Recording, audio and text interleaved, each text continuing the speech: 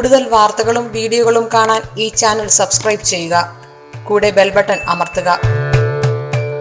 Asia live ടിവിയിലെ feng shui പ്രോഗ്രാമിലേക്ക് ഏവർക്കും സ്വാഗതം. പലരും വിളിച്ചിട്ട് പറയുന്ന ഒരു കാര്യം എന്ന് പറഞ്ഞു കഴിഞ്ഞാൽ, സാറേ വീട് പണി തുടങ്ങി, കുറച്ച് പണി കഴിഞ്ഞു, വീട് മൊത്തത്തിൽ സ്റ്റക്കായിട്ട് നിൽക്കുകയാണ്, ഒരു കാരണവശാലും ഇത് മുന്നോട്ട് പോകുന്നില്ല, അത് എന്താണ് എന്നുള്ളത് നോക്കണമെന്ന് പറഞ്ഞ് ഒത്തിരി പേര് ഇരിക്കുന്നുണ്ട്. അപ്പം അങ്ങനെ വീട് പണി മുടങ്ങി കിടക്കാനായിട്ട് ഒത്തിരി കാര്യങ്ങളുണ്ട്.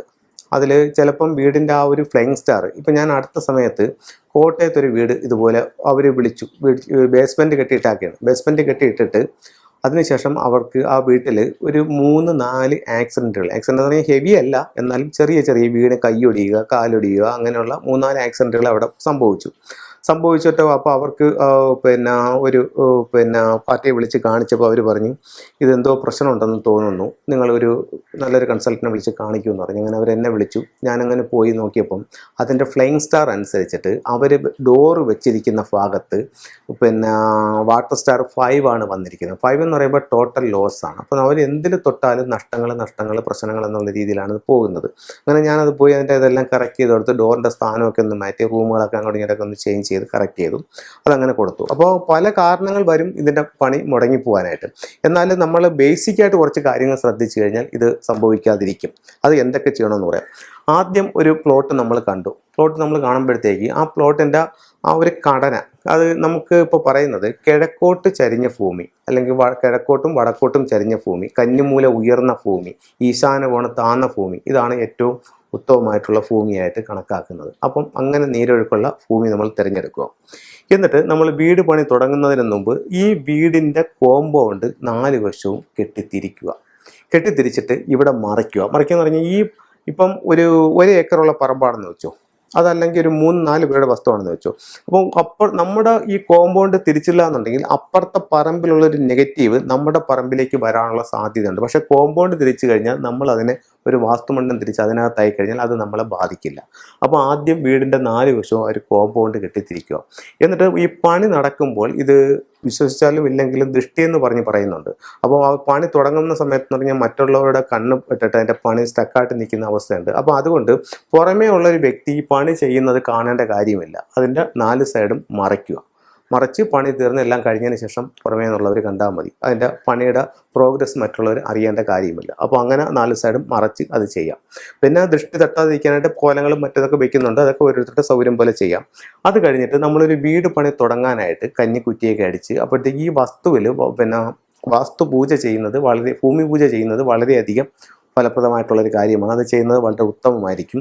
അത് കഴിഞ്ഞ് കന്നിക്കുറ്റിയെല്ലാം അടിച്ചിട്ട് ഈ കന്നിമൂല ഭാഗത്ത് സാധനം ഇറക്കി തുടങ്ങുമ്പോൾ ആദ്യം ഇറക്കേണ്ടത് കന്നിമൂല ഭാഗത്ത് ഒരു മണലാണ് ഇറക്കേണ്ടത്. ഇപ്പം ഇന്നത്തെ കാലത്ത് മണൽ കിട്ടുന്നില്ല എന്നുണ്ടെങ്കിൽ എംസാൻഡ് ആയാലും കുഴപ്പമില്ല. ആദ്യം കന്നിമൂല ഭാഗത്ത് അത് ഒരു കുട്ടയെങ്കിലും ഇറക്കിക്കൊണ്ട് വേണം ബാക്കി ചെയ്യാൻ. ഇന്ന് ഭൂരിഭാഗം ആൾക്കാർ പാറയാണ് ഇറക്കിക്കൊണ്ട് തുടങ്ങുന്നത്. അത് നല്ലതല്ല. മണലിറക്കി തുടങ്ങണമെന്നാണ് പറയുന്നത്. അപ്പോൾ കന്നിമൂല ഭാഗത്ത് ചെയ്യണം. പിന്നെ നമ്മൾ സാധനം ഇറക്കി വെക്കുമ്പോൾ പരമാവധി വെയിറ്റ് കന്നിമൂല ഭാഗത്ത് ഇറക്കിക്കൊണ്ട് ചെയ്യണം. ഇപ്പോൾ നമ്മൾ പാറ ഇറക്കിയാലായാലും ആദ്യമല്ല പാറ ഇറക്കുന്നത്, ആദ്യം മണലിറക്കണം. പിന്നെ അതിനുശേഷം ഇറക്കുന്ന സാധനങ്ങൾ കന്നിമൂല ഭാഗത്ത് പരമാവധി സാധനങ്ങൾ, ഇപ്പോൾ കട്ടയായാലും മറ്റുള്ള കാര്യങ്ങളായാലും എല്ലാം കന്നിമൂല ഇത് തെക്ക് വശം ഈ ഒരു പടിഞ്ഞാറ് വശം ഇങ്ങനെ ബേസ് ചെയ്തിട്ട് സാധനങ്ങൾ ഇറക്കുക. ഒരു കാരണവശാലും ഈശാന കോണ് കൊണ്ടുവന്ന് ഹെവി വെയിറ്റ് വെക്കരുത്. ഈശാന കോണിൽ കൊണ്ടുവന്ന് ഹെവി വെയിറ്റ് വെച്ച് കഴിഞ്ഞാൽ പണി മുന്നോട്ട് പോകാനുള്ള സാധ്യത വളരെയധികം കുറയും. അതുപോലെ തന്നെ ഒരു കാരണവശാലും ഈ ഭാഗത്ത് മതിൽ കെട്ടുമ്പോൾ ഇവിടുത്തെ മതിൽ ഉയർത്തിക്കളയൽ. തെക്ക് പടിഞ്ഞാറിനേക്കാൾ എപ്പോഴും താഴ്ന്നു തന്നെ ഇരിക്കണം. വടക്ക് കിഴക്ക് ഭാഗം എന്ന് പറയുന്നത് ഈ ഭാഗം എപ്പോഴും താഴ്ന്നു തന്നെ ഇരിക്കണം. അപ്പോൾ വടക്ക് കിഴക്ക് ഭാഗം താഴ്ന്നിരിക്കണം. തെക്ക് പടിഞ്ഞാറ് ഭാഗത്ത് എപ്പോഴും ഹെവി വെയിറ്റ് വയ്ക്കാം. ഇവിടെ കന്നിക്കുറ്റി അടിക്കാം. എന്നിട്ട് ഇവിടെ സാധനങ്ങളെല്ലാം ഇറക്കി വയ്ക്കാം. ഈ രീതിയിൽ നിങ്ങൾ ഫോളോ ചെയ്യണം. അത് കഴിഞ്ഞിട്ട് ഈ ഭാഗം എപ്പോഴും ഫ്രീ ആക്കി ഇടുന്നത് നല്ലതായിരിക്കും. അതുപോലെ തന്നെ ഇവിടെ കിണർ കുഴിച്ച് ഇവിടെ നിന്ന് വെള്ളം എടുത്ത് പണി തുടങ്ങുകയാണെന്നുണ്ടെങ്കിൽ അത് വളരെ ശീഘ്രം പണി മുന്നോട്ട് പോവുകയും നിങ്ങൾ ഉദ്ദേശിക്കുന്ന സമയത്ത് അത് കംപ്ലീറ്റ് ചെയ്യാനും സാധിക്കുന്നതാണ്. അതായത് കന്നിമൂലയിൽ സാധനങ്ങളെല്ലാം ഇറക്കി വയ്ക്കുക, ഈശാനകോണിൽ കിണർ കുത്തുക, ആ കിണറ്റിൽ നിന്ന് വെള്ളം എടുത്ത് വീടിൻ്റെ പണി സ്റ്റാർട്ട് ചെയ്യുക. അതനുസരിച്ചിട്ട് നല്ല രീതിയിൽ കാര്യങ്ങൾ മുന്നോട്ട് പോകും. ഇത് മറ്റുള്ളവർ കാണാത്ത രീതിയിൽ 4 സൈഡും മറയ്ക്കുക. അത് കഴിഞ്ഞിട്ട് ഇതുപോലെ കാര്യങ്ങൾ ചെയ്യുക. അപ്പോൾ എന്നിട്ട് ഓരോ ദിവസവും പണി നിർത്തുന്ന സമയത്ത് കന്നിമൂല ഭാഗമാണ് ഏറ്റവും ഉയർന്നു നിൽക്കുന്നതെന്ന് ഉറപ്പുവരുത്തുക. ഇപ്പം കന്നിമൂല ഭാഗം താഴ്ത്തി ഇട്ടുകൊണ്ട് വടക്ക് കിഴക്ക് ഭാഗത്ത് പണി കൂടുതൽ പുരോഗമിക്കുന്ന നല്ലതല്ല. എപ്പോഴും കന്നിമൂല ഭാഗം ഉയർന്ന് ചെയ്യണം. അതുപോലെ തന്നെ നമുക്ക് മുകളിൽ റൂഫ് കോൺക്രീറ്റ് ചെയ്യുന്ന സമയത്ത് ഒരു ചെറിയ സ്ലോപ്പ് പിന്നെ വടക്ക് കിഴക്ക് ഭാഗത്തോട്ട് കൊടുത്തുകൊണ്ട് ഒരല്പം കന്നിമൂല ഭാഗം ഉയർത്തുന്നത് നല്ലതാണ്. അപ്പോൾ വെള്ളം എല്ലാം ഒഴുകി വടക്ക് കിഴക്ക് ഭാഗത്ത് വരാം.